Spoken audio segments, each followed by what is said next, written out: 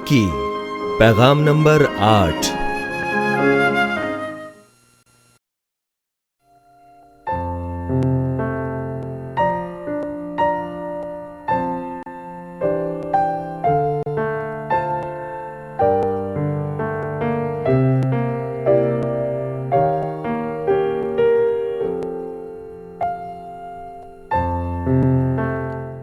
لوکا 4 باب 27ویں آیت۔ اور الیشا نبی کے وقت میں اسرائیل کے درمیان بہت سے کوڑھی تھے، لیکن ان میں سے کوئی پاک صاف نہ کیا گیا مگر Noman سوریانی۔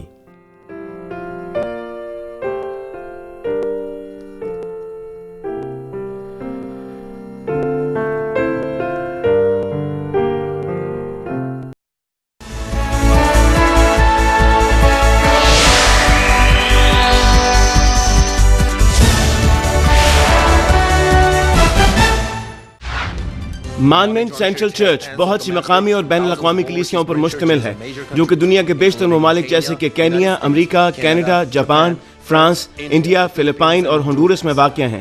Reverend doctor J rock لی نے پوری دنیا کے ممالک میں کروسیڈز کیے ہیں جیسے کہ Uganda, Kenya, Japan, Pakistan, Philippines, Honduras, India, روس، جرمنی، پیرو، کانگو اور نیو یارک امریکہ شامل ہیں۔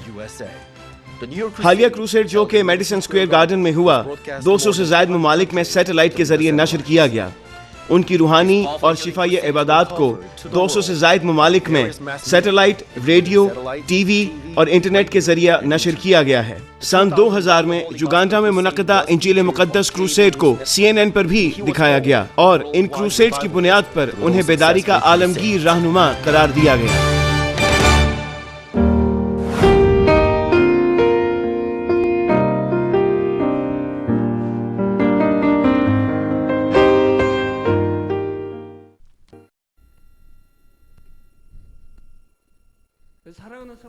عزیز بہنوں اور بھائیوں، اور سمندر پار کی 2500 سے زائد شاخوں کی کلیسیاؤں کے ممبران جو امریکہ، کینیڈا، ہنڈورس، پیرو، ارجنٹینا، جرمنی، فرانس، روس، بیلجیم، نیدرلینڈ اور افریقی ممالک کینیا، یوگنڈا، کانگو، مصر، جاپان، چین، Pakistan, Indonesia, Philippines, Taiwan, Bharat, Mongolia میں ہیں، اور اس ملک کی ذیلی شاخوں کی کلیسیاؤں اور گرجوں کے ممبران اور انٹرنیٹ اور سیٹلائٹ کے ذریعے اس عبادت میں شریک تمام بہن اور بھائی اور GCN ٹی وی کے تمام ناظرین۔ یہ نیکی کے متعلق 8واں اجلاس ہے۔ میں نعمان کی نیکی کا ذکر کروں گا۔ یسایہ 6 باب کی 9ویں آیت میں مرقوم ہے، اور اس نے فرمایا، جا اور ان لوگوں سے کہہ کہ تم سنا کرو پر سمجھو نہیں، تم دیکھا کرو پر بوجھو نہیں۔ ہمیں معلوم ہوتا ہے کہ دنیا بدی اور گناہ سے انتہائی بھر چکی ہے، اور لوگوں کے دل گناہ سے اس قدر داغدار ہو چکے ہیں کہ سچائی کے کلام کے پھیلنے کے باوجود بھی وہ اس کا مفہوم نہیں سمجھتے، اور جب زندہ خدا کے ثبوت ظاہر ہوتے ہیں تو وہ انہیں نہیں سمجھ سکتے۔ نیک دل رکھنے والے اور جیسے ہرنی پانی کے نالوں کو ترستی ہے، ویسے حق کی تلاش کرنے والے حق کے جگمگاتے نور کی مانند اس دنیا میں گناہ اور تاریکی کے مرکب کے باوجود آگے بڑھیں گے۔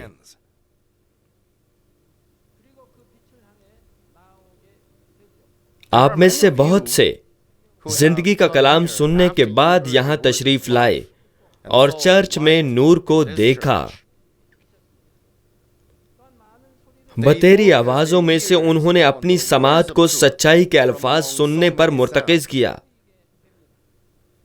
ہمارے خداوند یسوع نے بتایا کہ مبارک ہے وہ جس کی روحانی آنکھیں اور کان کھلے ہیں تاکہ وہ سچی چیزوں میں امتیاز کر سکیں۔ اس نے متی 13 باب کی 16 سے 17 آیات میں فرمایا، لیکن مبارک ہے تمہاری آنکھیں اس لیے کہ وہ دیکھتی ہیں، اور تمہارے کان اس لیے کہ وہ سنتے ہیں، کیونکہ میں تم سے سچ کہتا ہوں کہ بہت سے نبیوں اور راست بازوں کو آرزو تھی کہ جو کچھ تم دیکھتے ہو وہ دیکھیں مگر نہ دیکھا، اور جو باتیں تم سنتے ہو سنیں مگر نہ سنی۔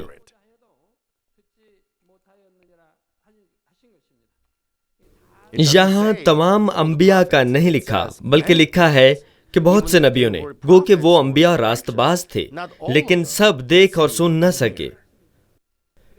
بائبل کے مطابق یسوع کے دور میں یا اس وقت جب انبیاء قدرت کے عظیم کام دکھاتے تھے، ہر کسی نے برکات حاصل نہیں کی۔ اس لیے یسوع نے لوکا 4 باب کی 27ویں آیت میں یوں فرمایا، اور الیشا نبی کے وقت میں اسرائیل کے درمیان بہت سے کوڑھی تھے، لیکن ان میں سے کوئی پاک صاف نہ کیا گیا مگر نعمان سوریانی۔ بہت سے کوڑھیوں میں سے نعمان پاک صاف کیا گیا۔ اس کے کہنے کا مقصد ہے کہ کوڑھی تو بتھیرے تھے، لیکن حقیقی ایمان یا حقیقی محبت چند کے پاس ہی تھی، اور وہ غیر قوم کا نعمان سوریانی تھا۔ کوریا میں بھی بہت سے کوڑھی رہتے ہیں، انہیں علیحدہ جگہ پر جا کر رکھا جاتا ہے، لیکن جب سے یہ کلیسیا قائم ہوئی ہے کوئی بھی میرے پاس نہیں آیا۔ انہوں نے میرے متعلق سنا ہوگا، لیکن ان میں سے کوئی بھی میرے پاس نہیں آیا۔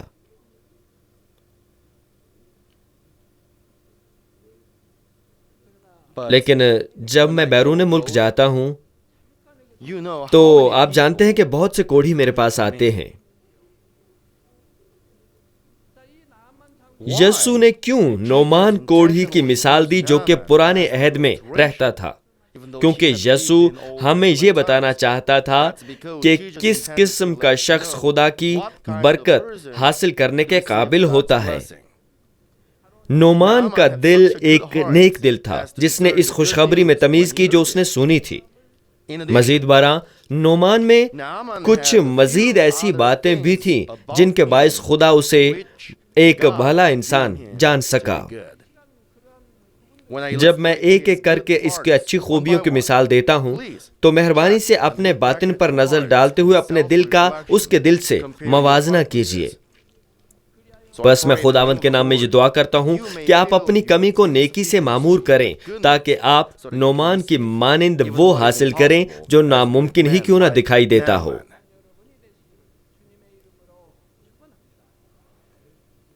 عزیز بھائیوں اور بہنوں، میں یہ بیان کرتا ہوں کہ نعمان کس قسم کا شخص تھا۔ دوسرا سلاطین 5ویں باب میں اس کی کہانی مندرج ہے۔ اس زمانے میں اسرائیل یہودا کی شمالی اور اسرائیل کی جنوبی مملکت میں تقسیم تھا۔ اخزیا اخیب کے بعد بادشاہ کی مسند پر بیٹھا تھا اور ان کا ایک مضبوط ہمسایہ ملک ارام تھا۔ نعمان ارامی فوج کا سردار تھا۔ پرانے زمانے میں جب ملکوں کے مابین جنگ چھڑتی تھی تو افواج کے سربراہ کے پاس بادشاہ کے بعد سب سے زیادہ وقار اور طاقت ہوتی تھی۔ دوسرا سلاطین 5ویں باب کی پہلی آیت میں نعمان کا تعارف بیان کیا گیا ہے، اور شاہ ارام کے لشکر کا سردار نعمان اپنے آقا کے نزدیک معزز اور مکرم شخص تھا۔ وہ ایک معزز شخص تھا، لیکن ایک ایسے مسئلے کا شکار تھا جو حل نہیں ہو سکتا تھا۔ وہ کوڑھی تھا۔ کوڑھ لا علاج بیماری ہے، ماضی میں بھی اور آج کل بھی اس کا کوئی بھی طبی علاج ممکن نہیں ہے۔ قدرتی طور پر نعمان نے ہر ممکن علاج کروایا تھا۔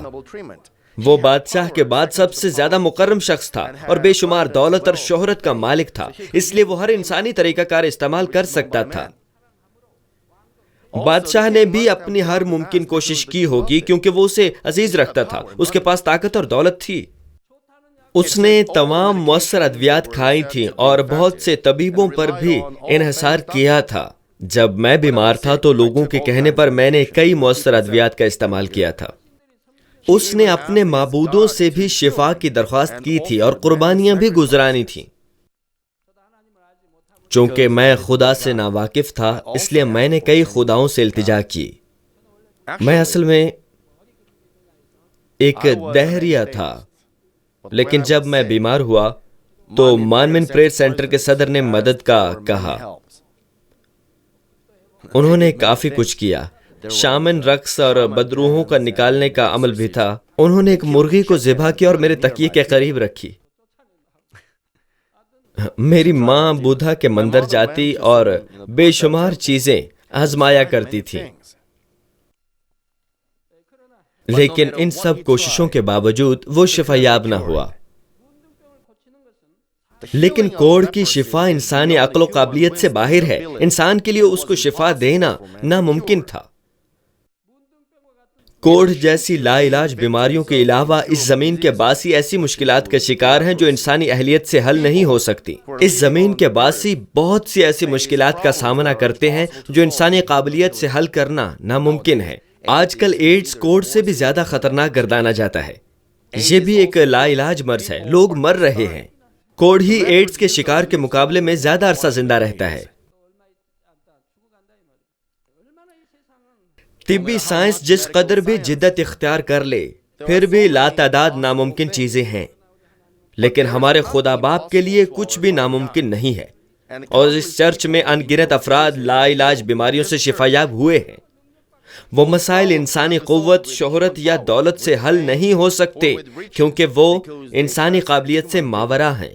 اس نوعیت کے مسائل کے شکار افراد اکثر مایوس ہو جاتے ہیں، لیکن خدا کے لیے کوئی حد نہیں، وہ کچھ بھی کر سکتا ہے اور اس کی طاقت کے لیے کچھ بھی ناممکن نہیں۔ اور مرقس 9 باب کی 23ویں آیت کہتی ہے کہ ایماندار کے لیے کچھ بھی ناممکن نہیں۔ ہم اس حقیقت کی منادی کرتے، پھیلاتے اور جس قدر ممکن ہو لوگوں تک اسے پہنچاتے ہیں۔ ہم انہیں براہ راست خدا تو نہیں دکھا سکتے، لیکن ہم ان کو خدا کے بارے میں ٹھوس ثبوت پیش کرتے ہیں تاکہ وہ یقین کرنے کے قابل ہو سکیں۔ ایسا اس لیے ہے کہ ہم یہ چاہتے ہیں کہ مزید ایک فرد ہی خدا پر ایمان لے آئے اور خدا کی قدرت میں ایک بابرکت اور تندرست زندگی بسر کرے۔ ہم حتمی طور پر ان لوگوں کو جو جہنم کی دہشتوں سے بشارت پا کر نجات پا چکے ہیں، یہ چاہتے ہیں کہ وہ آسمان پر ایک شادمان اور ابدی زندگی گزاریں۔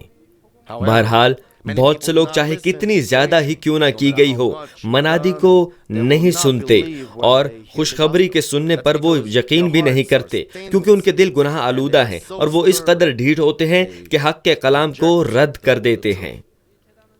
اس کلیسیا کی آنکھوں کے سامنے بتیرے نشانات، عجائبات اور معجزات رونما ہو رہے ہیں، لیکن پھر بھی ایسے بہت سے لوگ ہیں جو نہ سنتے ہیں، نہ دیکھتے ہیں اور نہ ہی ایمان لاتے ہیں۔ نیک دل افراد خوشخبری کو سننے سے منع نہیں کرتے، بلکہ وہ اسے قبول کرتے ہیں۔ اگر وہ وسیع دل سے اسے سنے تو خوشخبری میں چھپی سچائی کو سمجھ کر اسے قبول کر لیں اور اس پر یقین کریں۔ میں پیرو گیا اور 3 دنوں کا کروسیڈ منعقد کیا۔ میں نے سنا تھا کہ ایک اندازے کے مطابق 7% آبادی مسیحی ہے، لیکن اس 3 دن کے کروسیڈ کے بعد یہ تعداد دگنی ہو گئی۔ اب وہاں کے 14% افراد مسیحی ہیں۔ وہ بیدار ہو گئے ہیں۔ انہوں نے خدا کا کلام محض 3 دن سنا، لیکن وہ سب مسیحی بن گئے۔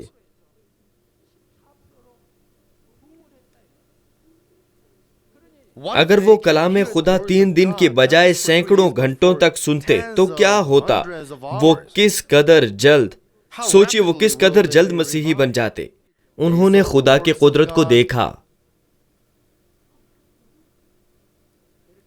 اور اس کے کاموں سے چھوئے گئے اور انہوں نے خدا کو قبول کیا۔ وہ کس قدر نیک دل ہیں اور میں کتنا شکر گزار ہوں۔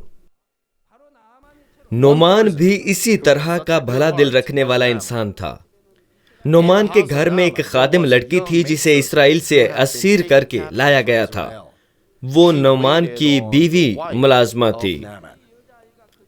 اس ملازمہ نے اس کی بیوی سے کہا، کاش میرا آقا اس نبی کے ہاں ہوتا جو سامریہ میں ہے، تو وہ اسے اس کے کوڑھ سے شفا دے دیتا۔ وہ اس وقت منادی کر رہی تھی، گو کہ وہ ملازمہ تھی، لیکن تو بھی وہ اپنی بیوی کو بشارت دے رہی تھی۔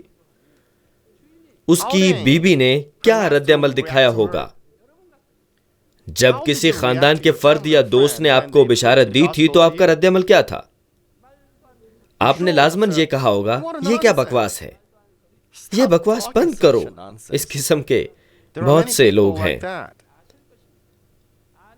یہاں تک کہ اس کی بیوی نے اپنے شوہر کو خوشخبری دی، اس نے سنی انسنی کر دی۔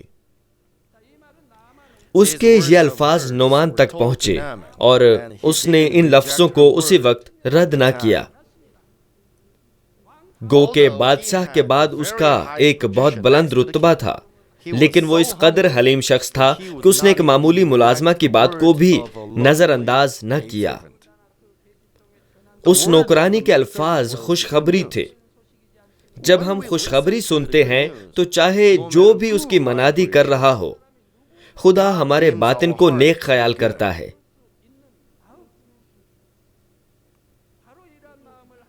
اگر نعمان شریر اور ڈھیٹ ہوتا تو وہ یہ کہتے ہوئے اس بات کو نظر انداز کر دیتا کہ تو محض ایک نوکرانی ہے، تو کیوں مداخلت کرتی ہے؟ یا وہ غصے میں یہ کہتا، تو نے کیوں ایسی بیہودہ بات کی؟ مجھے یقین ہے کہ آپ نے اپنے خاندان اور عزیزوں میں ایسا بہت دفعہ دیکھا ہوگا۔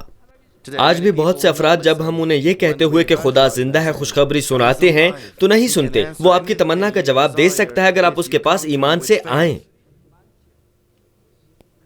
بتیرے ایسے اشخاص ہیں جو سنی انسنی کر دیتے ہیں جب ان سے یہ کہا جاتا ہے کہ خدا آپ کی کسی بھی خواہشات کو پورا کرتا ہے۔ جوں جوں وہ بلند مقام اور زیادہ ملکیت کے مالک ہوتے جاتے ہیں، وہ منادوں کی نہیں سنتے اور وہ دنیا پر زیادہ سے زیادہ بھروسہ کرنے لگتے ہیں۔ نعمان ایک نہایت بلند مقام پر تھا، لیکن اس نے بابرکت ملازمہ کی بات سنی اور اس پر ایمان بھی لایا۔ یہ وہ پہلی وجہ تھی جس کی بدولت خدا نے اسے بھلا جانا تھا۔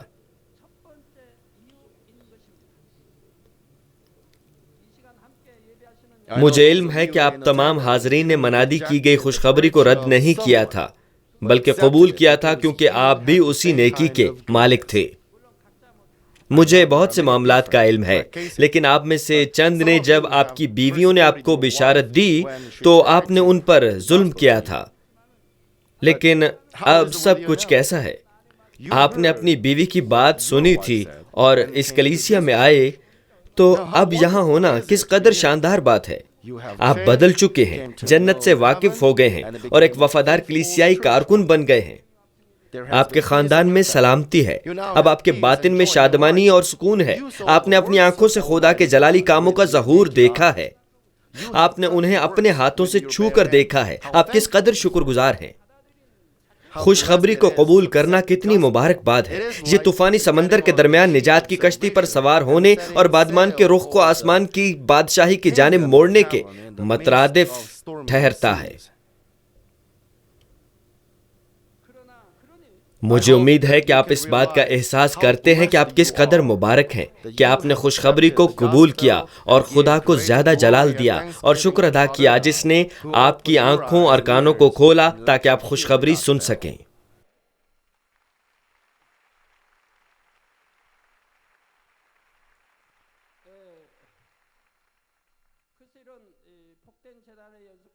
چونکہ آپ ایک مبارک کلیسیا میں آئے، اس لیے آپ کسی تباہی کا شکار نہیں ہوتے۔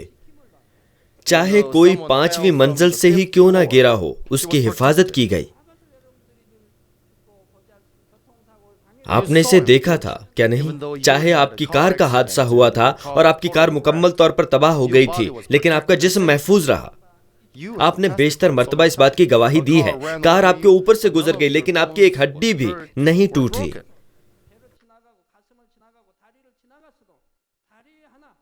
آپ سب یہ جانتے ہیں۔ معزز بھائی اور بہنوں، دوسری وجہ جس کی بدولت خدا نے نعمان کو بھلا جانا وہ یہ تھی کہ اس نے نہ صرف خوشخبری سنی اور اسے قبول کیا، بلکہ اس نے اپنے اعمال سے ایمان کا اظہار بھی کیا۔ جب اس نے اپنی نوکرانی سے اسرائیل کے نبی کے بارے میں سنا تو اس نے اپنے نوکروں کو نہیں بھیجا کہ جا کے اس نبی کو لے آئیں، یا کوئی خط نہیں لکھا کہ اس کے لیے دعا کرے۔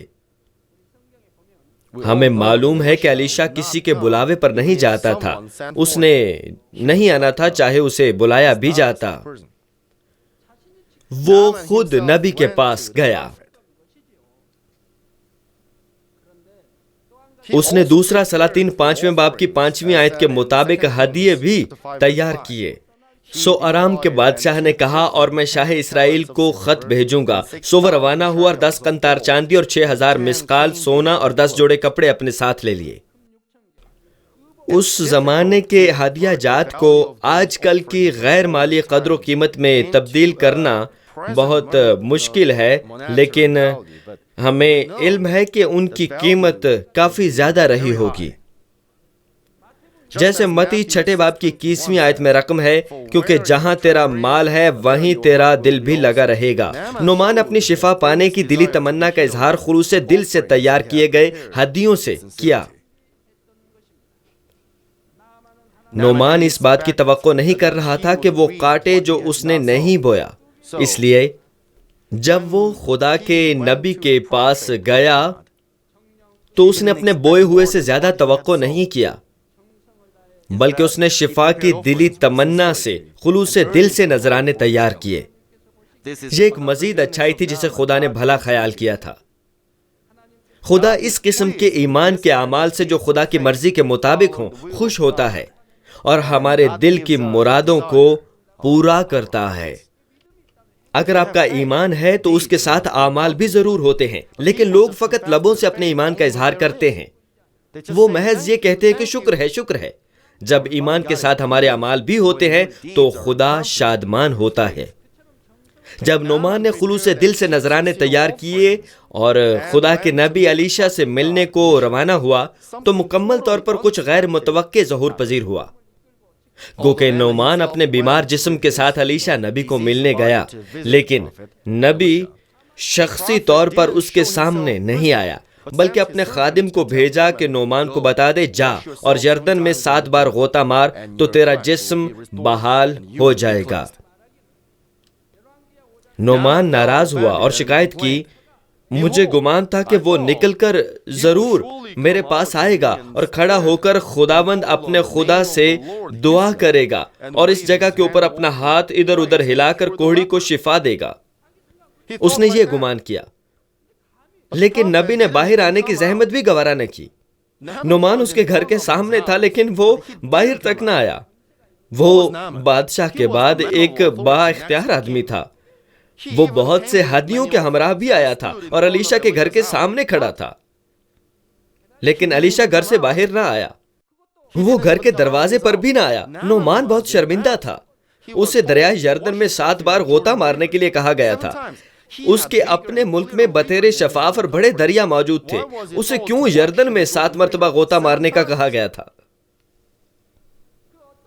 وہ کسی بھی علاج کے باوجود اپنے مسئلے کا حل حاصل نہ کر سکا تھا، اس لیے جب الیشا کے خادم نے اسے یردن میں 7 بار غوطہ مارنے کا کہا تو اسے یقین نہ آیا، بلکہ اس نے سوچا کہ یہ اس کا اپنا خیال ہے۔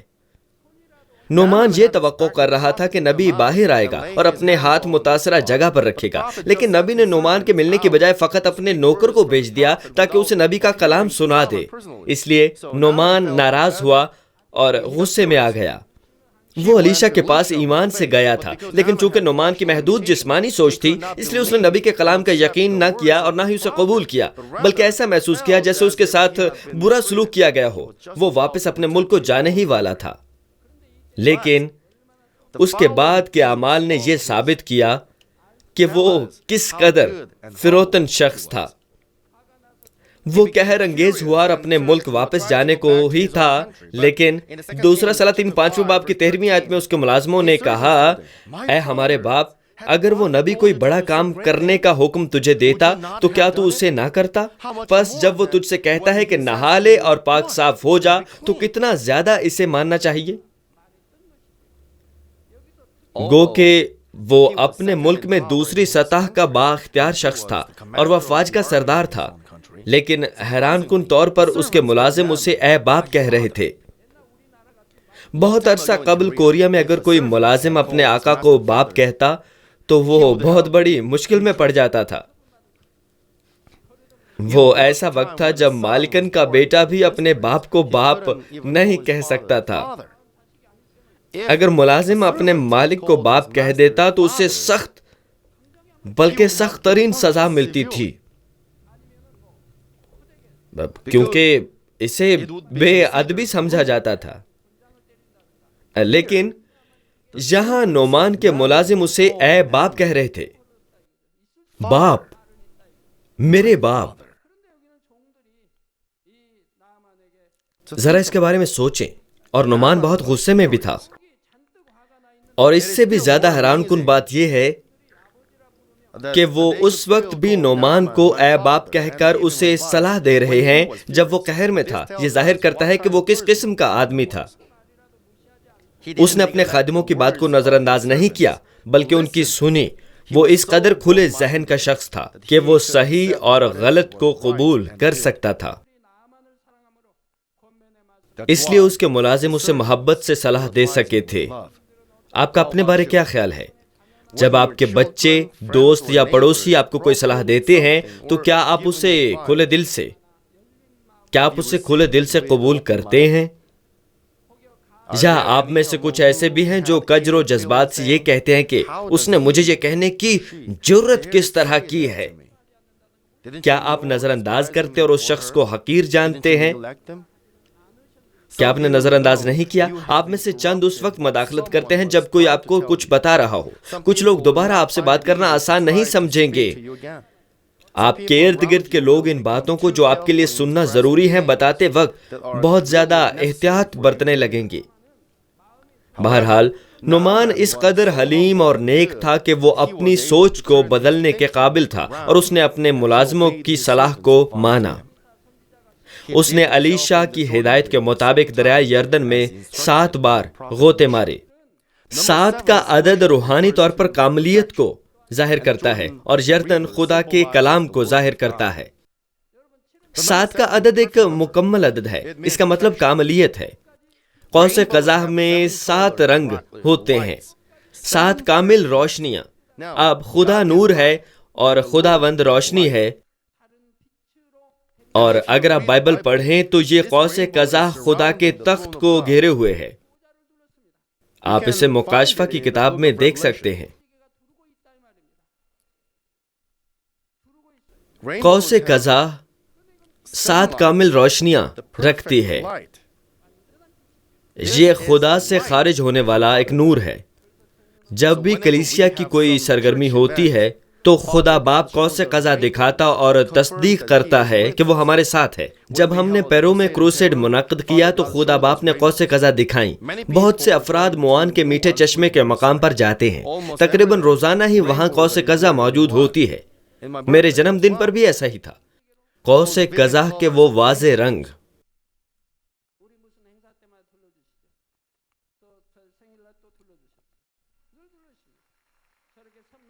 ہم قوس قزح کے یہ واضح رنگ کہاں دیکھ سکتے ہیں؟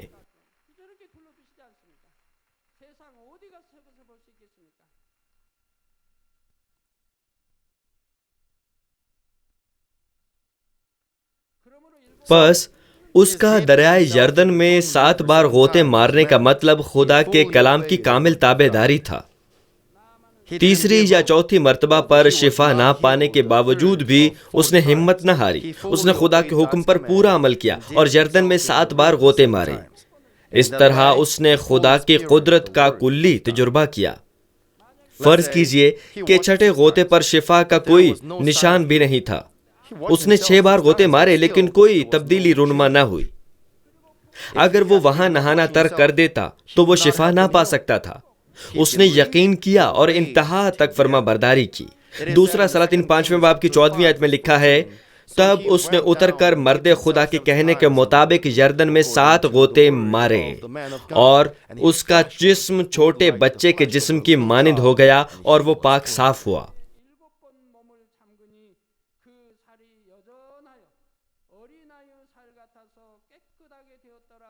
اس نے خدا کی کامل مرضی کو پورا کیا۔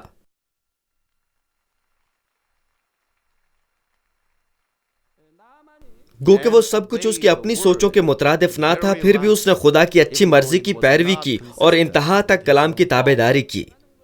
خدا باپ نے اس کے ہر عمل کو دیکھا۔ بالفاظ دیگر اس نے مرد خدا کی بات کی فرما برداری کی، مطلب اس نے خدا کے کلام کو آخر تک سنا تھا۔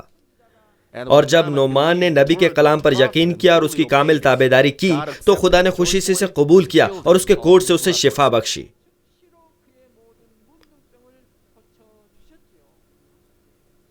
عزیز بھائی اور بہنوں، الیشا کے لفظ انسان کی جانب سے نہیں بلکہ خدا کی طرف سے تھے۔ اس لیے جب اس نے الیشا کی تابعداری کی تو اس نے خدا کی تابعداری کی۔ جب ہم مرد خدا پر اعتماد کرتے اور اس کی مانتے ہیں تو وہ اس بات کو ایسا خیال کرتا ہے جیسے ہم نے اس پر پورا اعتماد کیا اور اس کی مانی اور ہمیں بھلا گردانتا ہے۔ پس دوسرا تواریخ 20 باب کی 20 آیت میں لکھا ہے، خداوند اپنے خدا پر ایمان رکھو تو تم قائم کیے جاؤ گے۔ پس جب آپ خدا پر توکل کرتے ہیں تو آپ قائم کیے جاتے ہیں۔ خدا پر توکل کرنے کا مطلب اسے محبت کرنا ہے۔ چونکہ آپ خداوند اور خدا پر بھروسہ کرتے ہیں، اس لیے آپ بدی کی ہر صورت کو خود سے دور کر سکتے ہیں اور اس کے احکامات پر عمل کر سکتے ہیں۔ اس کے نبیوں پر بھروسہ کرو تو تم کامیاب ہوگے۔ عزیز بھائی اور بہنوں، نعمان کے اپنے مسئلے کے حل کو حاصل کرنے اور خدا کی نگاہ میں بھلا ہونے کی تیسری وجہ اس کا لا تبدیل دل تھا، جو اسے چھوڑے بغیر اس کے فضل کا قرض چکانا چاہتا تھا۔ جب خداوند نے 10 کوڑیوں کو شفا دی تو ایک واپس آیا اور یسوع کا شکر بجا لایا۔ تب یسوع نے لوکا 17 باب کی 17 آیت میں فرمایا، کیا 10 پاک صاف نہ ہوئے؟ پھر وہ 9 کہاں ہیں؟ آج جب بتیرے لوگ خدا سے دعا کرتے ہیں کہ وہ انہیں شفا دے یا ان کے دل کی مرادیں پوری کر دے، وہ یہ اقرار کرتے ہیں کہ وہ شفا پانے کے بعد جان دینے تک بھی وفادار رہیں گے یا خدا کے جواب پر کسی بات کی منت مانتے ہیں۔ لیکن وقت گزرنے کے ساتھ پیشتر اپنی منت کا پاس نہیں کرتے اور اپنا ارادہ بدل کر خدا کے فضل کو بھول جاتے ہیں۔ لیکن نعمان ایسا نہیں تھا۔ دوسرا سلاطین 5 باب کی 15 آیت میں لکھا ہے، پھر وہ اپنی جلوں کے سب لوگوں سمیت مرد خدا کے پاس لوٹا اور اس کے سامنے کھڑا ہوا اور کہنے لگا کہ دیکھ، اب میں نے جان لیا کہ اسرائیل کو چھوڑ کر اور کوئی روئے زمین پر خدا نہیں۔ وہ اس بات کا اعلان کر رہا ہے کہ جس خدا پر الیشا ایمان رکھتا ہے اس کے علاوہ کوئی دوسرا خدا نہیں۔ جس پر الیشا کا یقین تھا وہ سچا خدا ہے، یہ اس کا اقرار تھا۔ اس لیے اب کرم فرما کر اپنے خادم کا ہدیہ قبول کر۔ شفا کے بعد وہ اپنے ملک کو چلا گیا، لیکن وہ دوبارہ اپنے سب لوگوں سمیت الیشا کے پاس آیا اور اس کا شکر ادا کیا۔ نعمان نے فوراً خدا کو قبول کر لیا اور اس وقت سے خدا کی پرستش کا پختہ ارادہ کر لیا۔ نعمان ایک دانا شخص تھا۔ وہ ایک لا علاج بیماری سے تندرست ہوا تھا، جس کا مطلب تھا کہ یہ قادر مطلق خدا کا کام تھا۔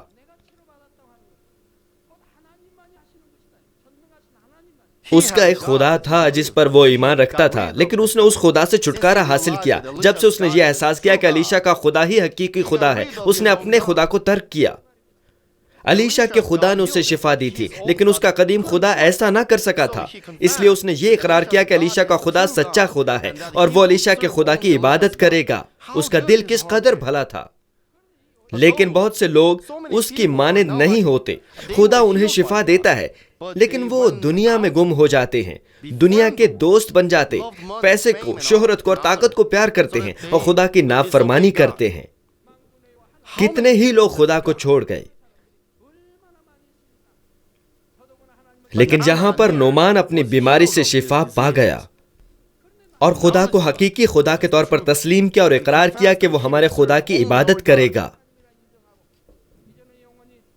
تو اس کا دل کتنا بھلا تھا۔ اس نے وہ کیا جس کے لوگ پابند ہوتے ہیں، لیکن وہ ایسا نہیں کرتے۔ اور خدا کسی کو اس وقت بھلا کہتا ہے جب اس کا باطن بھی نعمان جیسا ہو۔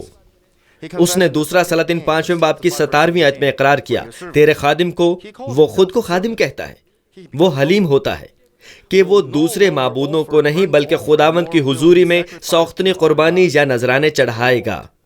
وہ خدا سے معافی کا خواستگار ہوا کیونکہ جب اس نے واپس گھر جانا تھا تو اسے بادشاہ کے ہمراہ اس کے سردار کی حیثیت سے بتوں کے سامنے حاضر ہونا تھا۔ اس نے دوسرا سلاطین 5ویں باب کی 18ویں آیت میں یہ کہا، پر اتنی بات میں خداوند تیرے خادم کو معاف کرے کہ جب میرا آقا پرستش کرنے کو ریمون کے مندر کو جائے وہ میرے ہاتھ پر تکیہ کرے۔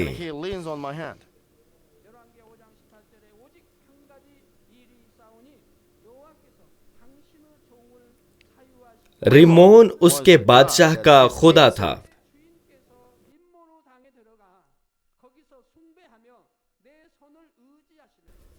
اور میں ریمون کے مندر میں سرنگوں ہوں، تو جب میں ریمون کے مندر میں سرنگوں ہوں تو خداوند اس بات میں تیرے خادم کو معاف کرے۔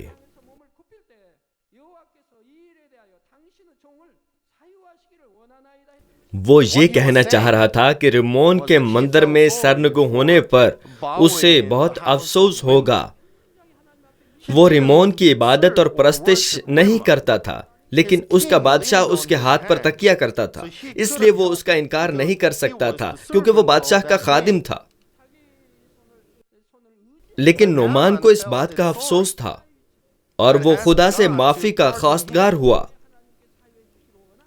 اس کی ریمون کو سجدہ کرنے اور عبادت کرنے کی کوئی نیت نہیں تھی، لیکن اسے ایسا کرنا پڑا کیونکہ بادشاہ اس کے ہاتھ پر تکیہ کرتا تھا، اسے جھکنا تھا۔ وہ اس بات کے لیے خدا سے معافی مانگ رہا تھا۔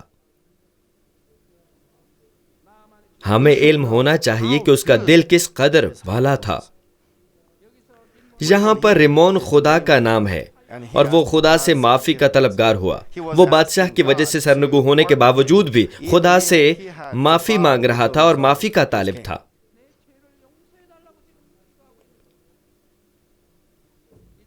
اسی طرح نعمان کا دل اس قدر بھلا تھا کہ وہ خدا کے فضل کا انتہائی ممنون تھا اور جس حقیقی خدا کا اس نے تجربہ کیا تھا اس سے بے وفائی نہیں کرنا چاہتا تھا۔ اس وجہ سے خدا نے اسرائیل کے بے شمار کوڑیوں کو شفا دے کر اپنا جلال ظاہر کرنے کے بجائے نعمان کا چناؤ کیا۔ خدا ہمارے ظاہر پر نہیں بلکہ باطن پر نظر کرتا ہے، اور اسے علم ہے کہ وہ کون ہے جو لا تبدیل دل کے ساتھ کامل رفتاری سے اس دنیا کے لوگوں میں اس کے فضل کے لیے ممنون ہوتا ہے۔ خدا نعمان کی مانند افراد کو چنتا ہے اور انہیں فضل اور برکت بخشتا ہے تاکہ ان کے وسیلے اس کی مرضی پوری ہو۔ اگر آپ ایسے دل سے اجتناب برتیں جو شاید اپنی صورتحال اور مفاد کی وجہ سے بگڑ جاتا ہے تو یقیناً آپ کو برکت ملے گی۔ اگر آپ حاصل کیے ہوئے فضل کو نہ بھولیں بلکہ نقصانات کے باوجود کامل رفتار رہیں تو خدا آپ کو برکت دینے میں پس و پیش نہیں کرتا۔ مجھے امید ہے کہ آپ اپنے دل کو نعمان کی طرح ایک راست باز اور کامل رفتار دل میں تبدیل کریں گے تاکہ آپ خدا کی تیار کردہ تمام برکات سے لطف اٹھا سکیں۔ اختتام پیش خدمت ہے۔ عزیز بھائی اور بہنوں، میں نے نعمان کی بھلائی کے بارے میں بیان کیا ہے جو اسرائیلی نہیں بلکہ غیر قوم سے تھا، لیکن خدا کے نبی کے سامنے حاضر ہونے سے اس نے اپنی انتہائی خطرناک مسئلے کا حل پایا۔ نعمان کے خدا کے نزدیک راست اور مبارک ہونے کی پہلی وجہ اس کا حلیم ہونا تھا کہ وہ اس قابل تھا کہ خدا کے کلام کی خوشخبری پر چاہے کوئی بھی سنا رہا تھا کان دھرتا۔ دوسری وجہ یہ تھی کہ اس نے نہ صرف خوشخبری کو قبول کیا بلکہ اپنے ایمان کے ثبوت کا اظہار عمل کے وسیلے کیا، اور یہ خدا کو بہت پسند بھی آیا۔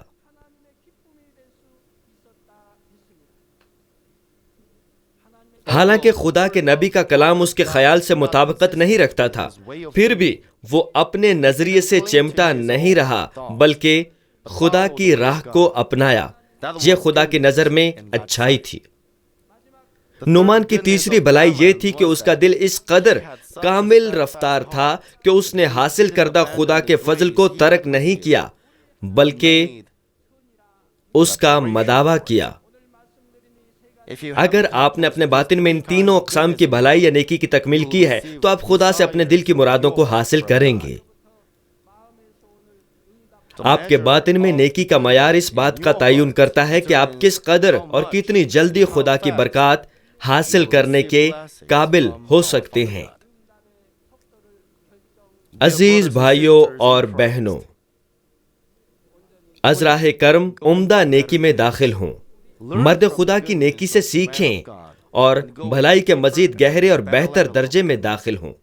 لہٰذا میں خداوند کے نام میں یہ دعا کرتا ہوں کہ آپ سب نیک دل حاصل کریں اور اعمال سے اسے کاملیت تک پہنچائیں، تاکہ آپ خدا کو خوش کر سکیں اور اپنے دل کی مرادوں کو پورا کرتے ہوئے خدا کے نام کو جلال دے سکیں۔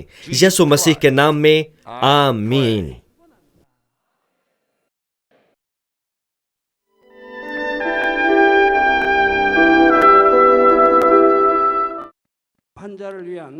بیماروں کے لیے دعا۔ میں ان سب لوگوں کے لیے دعا کروں گا جو بیمار ہیں۔ آپ اپنے بدن کے اس حصہ پر اپنا ہاتھ رکھ لیں جہاں پر بیماری ہے اور اس دعا سے استفادہ کیجیے۔ اگر آپ بیمار نہیں ہیں لیکن اپنی دلی مرادیں پانا چاہتے ہیں تو اپنا ہاتھ اپنے سینے پر رکھ لیجیے۔ خدا کا زندہ کلام وقت اور فاصلے کی قیود سے آزاد ہے اور آپ کے ایمان کے مطابق آپ کے لیے کام کرے گا۔ آپ جہاں کہیں بھی ہوں، اگر ایمان کے ساتھ اس دعا کو قبول کریں گے تو آپ خدا کی قدرت کے حیران کن کام دیکھیں گے۔ ہاللویہ۔ قادر مطلق خدا، تو جو محبت ہے، اپنے بچوں پر اپنے ہاتھ کو رکھ اور تمام GCN دیکھنے والوں پر بھی جو ایمان سے اس دعا کو ٹی وی کے ذریعے قبول کرتے ہیں۔ اپنا ہاتھ ان پر رکھ اور اپنے عجیب کام جو وقت اور فاصلے کی قیود سے آزاد ہیں ان تمام لوگوں کی زندگیوں میں دکھا جو دنیا کے کسی بھی کونے میں ہیں۔ ان کو ایسا ایمان عطا فرما جس کے وسیلہ سے ان کے تمام شکوک و شبہات ختم ہو جائیں، ان کی زندگی سے تمام دکھ اور مشکلات جاتی رہیں، روح القدس کی آگ سے جلا کر اور یسوع کے پاک خون کے وسیلہ سے دھو کر پاک کر دے۔ سر سے لے کر پاؤں تک سارے جسم میں خدا کی عظیم تخلیقی قوت آشکار ہو۔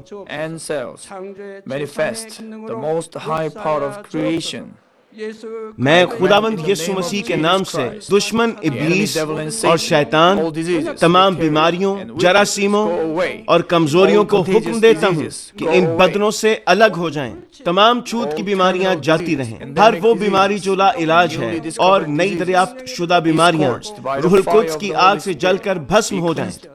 آپ بیماری سے پاک ہو کر زور پائیں۔ معدے کا کینسر، پھیپھڑوں کا کینسر، رحم کا کینسر، جلد کا کینسر، آنتوں کا کینسر، ایڈز، لیوکیمیا، ذہنی امراض، دل کا عارضہ، پھیپھڑوں کی بیماریاں، ہر قسم کے زنانہ امراض، بلند فشار خون، شوگر، جلدی امراض، ہر قسم کی سوجن جاتی رہیں۔ پولیو، فالج، جوڑوں کا درد اور کمر کا درد یسوع مسیح کے نام میں ختم ہو جائیں۔ ہر قسم کا سر درد اور حادثات کے نتیجے میں پیدا ہونے والی ہر جسمانی تکلیف یسوع کے نام میں جاتی رہے۔ بیماری کی وجہ سے تھکان، نزلہ، زکام اور گلر جیسی بیماریاں روح القدس کی آگ سے جل کر بھسم ہو جائیں۔ مرگی، ذہنی معذوری، ذہنی دباؤ اور تمام ذہنی بیماریاں یسوع مسیح کے نام سے جاتی رہیں۔ ہر قسم کی تاریکی ختم ہو جائے اور ان کے دلوں میں اطمینان اور شادمانی آ جائے۔ خدا باپ تخلیق کی عظیم ترین قوت کے وسیلہ سے یہ جسم جو کمزور ہو چکے ہیں دوبارہ سے زور پائیں، فالج کے جکڑے آزاد ہو جائیں اور لنگڑے چلنا اور چھلانگے لگانا شروع کریں۔ نظر کی کمزوری جاتی رہے، بہرے سننا شروع کر دیں، اندھے بینائی حاصل کریں اور گونگے لوگ بولنا شروع کر دیں۔ خدا باپ بانجھ خواتین کو اولاد کی برکت عطا فرما، ٹوٹی ہڈیوں کو جوڑ دے اور جسم کے تمام جلے ہوئے حصے مکمل طور پر شفا یاب ہو جائیں۔ نشہ کی لعنت میں گرفتار لوگوں کو روح القدس کی آگ کے وسیلہ سے پاک اور صاف کر دے۔ جسم کے تمام مردہ خلیے زندہ ہو جائیں، تمام تاریکی جاتی رہے اور ابلیس کی قوتیں نکل جائیں اور تباہیوں سے محفوظ رکھ اور ان کو برکت دے کہ وہ ایک خوشحال زندگی بسر کریں۔ اے خدا، اپنے فرزندوں کو گھروں اور کاروبار کی جگہ پر روح القدس کی آتشی باڑ میں محفوظ رکھنا اور تیری آنکھیں جو آگ کے شعلہ کی مانند ہیں ان کو دیکھتی رہیں۔ ان کا باہر جانا اور اندر آنا مبارک ہو۔ انہیں برکت دے تاکہ یہ لوگوں کو قرض دیں لیکن کسی سے کبھی قرض نہ لیں. انہیں حکمت اور عقل دے اور ان پر فضل کر کہ وہ روح القدس سے معمور ہو جائیں. خداوند اپنے خادموں کو وہ کام کرنے کی توفیق اور فضل عطا فرما جو تو نے انہیں سونپا ہے. ہر چرچ میں ایک انقلاب برپا کر دے. اپنے بچوں کی رہنمائی کر تاکہ وہ تجھے جلال دیں جو بھی کام وہ کریں. اپنے عجائب کا ظہور فرما تاکہ وہ اپنے لبوں سے تیری گواہی دیں کہ وہ تجھ سے ملے ہیں اور تو ان کی دعاؤں کو قبول کرتا ہے. خدا باپ میں تیرا شکریہ ادا کرتا ہوں اور صرف تجھے ہی سارا جلال دیتا ہوں. میں خداوند یسوع مسیح کے نام میں یہ دعا کرتا ہوں. آمین.